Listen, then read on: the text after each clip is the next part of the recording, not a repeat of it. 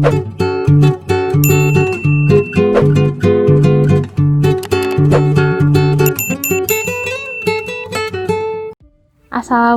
warahmatullahi wabarakatuh.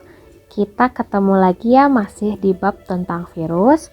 Sekarang kita akan mempelajari daur hidup virus atau reproduksi virus. Masih ingat virus itu bisa loh bereproduksi asalkan apa? Ya, asalkan virus itu sudah masuk ke dalam sel hidup ya. Jadi dia bereproduksi hanya jika telah masuk ke dalam atau telah menginfeksi suatu makhluk hidup ya, tergantung virusnya itu apa. Nah, virus itu punya dua daur loh, punya dua tipe loh saat bereproduksi, yaitu yang pertama adanya daur litik, kemudian adanya daur lisogenik. Litik itu asal katanya dari lisis, yang artinya dia pecah. Kenapa? Karena daur litik ini biasanya melibatkan pecahnya sel inang di akhir fase dari daur tersebut gitu. Jadi dia menyebabkan rusaknya sel inang nih, reproduksi virusnya ini.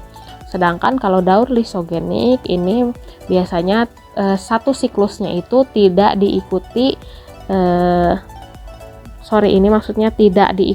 tidak diikuti pecahnya sel inang gitu. Jadi pecahnya itu bisa siklus yang kedua, yang ketiga, atau yang keberapa gitu. Jadi dia bisa berada dalam tubuh makhluk hidup itu lama nggak ketahuan karena selnya nggak ada yang rusak gitu.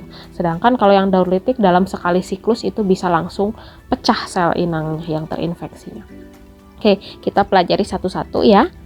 Kita mempelajari daur litik terlebih dahulu yang tadi pecah ya sel inangnya. Oke, nah ini ada sekitar 5 fase pada daur litik. Lihat yang pertama ini fase adsorpsi. Yang pertama itu adsorpsi. Adsorpsi itu adalah fase penempelan. Apa yang menempel? Ya, si virusnya terhadap sel inang. Ini dicontohkannya adalah bakteriofag ya, virus bakteriofag. Ini sudah pasti sel inangnya adalah bakteri, karena bakteriofag adalah virus yang khusus menginfeksi bakteri. Adsorpsi jadi pertamanya dia menempel aja dulu, baru menempel di sel inang. Tentunya ini belum menyebabkan kerusakan apa-apa atau penyakit apa-apa. Kemudian ada fase injeksi atau disebut juga fase penetrasi. Apa yang diinjeksikan? Apa yang dipenetrasikan? Coba lihat di sini. Ada yang biru-biru masuk ke dalam sel, yaitu adalah materi genetik. Jadi materi genetik virus masuk ke dalam sel inang.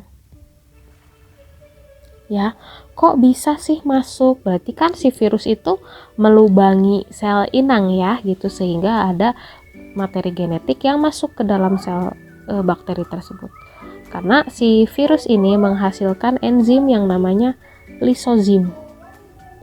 Lisozim ini untuk melubangi sel inangnya ya, atau sel-sel bakterinya kalau di sini gitu.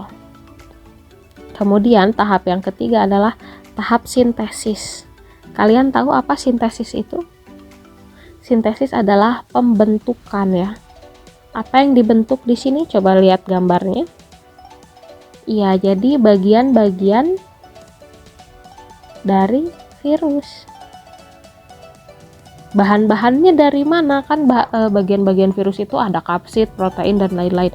Dapat kapsid itu kan protein. Dapat proteinnya dari mana? Ya tentunya dari sel inang tersebut gitu. Jadi kayak dibajak gitu, harusnya si sel inang itu menghasilkan protein untuk selnya sendiri. Ini karena dibajak oleh bakteri, akhirnya si proteinnya itu digunakan untuk kepentingan virus tadi ya, untuk membentuk tubuhnya gitu. Itu sintesis, pembentukan bagian-bagian virus. Kemudian tahap yang keempat itu adalah tahap perakitan. Jadi udah dibentuk bagian-bagian tubuhnya, udah dibuat, kemudian dirakit ya, atau disusun lah ya perakitan itu. Ya, tahap perakitan. Nah, sudah dirakit, udah banyak, udah ratusan ribuan virus yang terbentuk dan terakit. Kemudian masuklah ke fase lisis. Lisis ini adalah pecahnya sel inang. Jadi virus yang sudah sempurna terbentuk dia akan keluar gitu ya dengan cara memecahkan sel inangnya. Nah, mulai dari sini biasanya si makhluk hidup itu mati ya, karena kalau di sini kan bakteri hanya satu sel, selnya rusak ya mati. Tapi kalau di manusia yang banyak selnya, biasanya ini baru menimbulkan gejala-gejala gitu ketika sudah masuk fase lisis. Kenapa gejalanya baru kerasa di lisis? Karena ada sel yang rusak, jadi kerasa tubuh tuh nggak enak kayak gitu biasanya. Nah, itu untuk daur litik ya. Daur yang satu lagi yang lisogenik itu kita akan pelajari di video selanjutnya. Terima kasih.